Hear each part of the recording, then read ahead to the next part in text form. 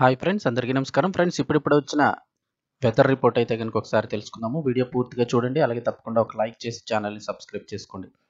ఆంధ్రప్రదేశ్, తెలంగాణలకు ఇప్పుడు భారీ వర్షాల ముప్పు పొంచి ఉందని భారత వాతావరణ శాఖ అయితే కనుక హెచ్చరించింది. బంగాళాఖాతంలో ఏర్పడిన అల్పపీడనాల వల్ల వర్షాలు కురుస్తాయని తెలిపింది. ఈ అల్పపీడనం ఇప్పుడు వాయుగుండంగా మారబోతోంది. ఈ వాయుగుండం ఈ నెల 27న అయితే కనుక తీరాన్ని తాకపోతోంది. ఎక్కడి వాయుగుండం తీరం దాటుతోంది ఏంటని వివరాలు కూడా తెలుసుకుందాము.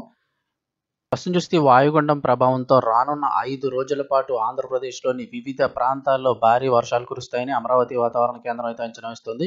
ఈ రోజు నుంచి ఈ నెల 29 దాటేంత వరకు కూడా ఆంధ్రప్రదేశ్లో అతి భారీ వర్షాలు కురిసే అవకాశం ఉందని హెచ్చరించింది.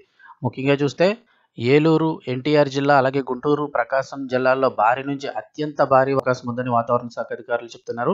ఇక అలాగే శ్రీకాకుళం, పార్వతీపురం మన్యం, విజయనగరం, విశాఖపట్నం, అల్లూరు సీతారామరాజు జిల్లా, అనకాపల్లి, కాకినాడ, డాక్టర్ బిఆర్ అంబేద్కర్ కోనసీమ జిల్లాలతో పాటు తూర్పుగోదావరి, పశ్చిమ గోదావరి జిల్లాలు, అలాగే కృష్ణా, బాపట్ల, పొట్టి శ్రీరాములు, నెల్లూరు జిల్లాలో కూడా భారీ వర్షాలు అయితే పడతాయని చెప్తున్నారు. సముద్రం అత్యంత అలజడిగా మారిన నేపథ్యంలో మత్స్యకారులు ఎవరు కూడా వేటకు వెళ్లొద్దని అధికారులు హెచ్చరిస్తున్నారు.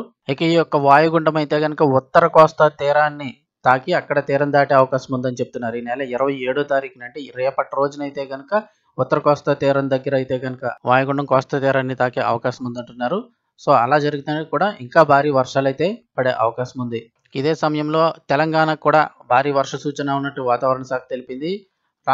తెలంగాణ రాష్ట్రంలోని పలు జిల్లాల్లో భారీ నుంచి అత్యంత భారీ వర్షాలు కురిసే అవకాశం ఉందని వాతావరణ శాఖ అధికారులు చెప్తున్నారు. ఈ భారీ వర్షాల నేపథ్యంలో ప్రజలందరూ అప్రమత్తంగా ఉండాలని సూచించారు.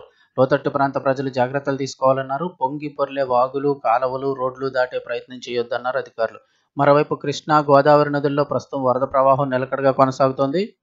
సో ఇది వాతావరణ రిపోర్ట్ అయితే కనుక రానున్న 5 రోజుల పాటు భారీ నుంచి అతి భారీ వర్షాలు పడే అవకాశం ఉంది.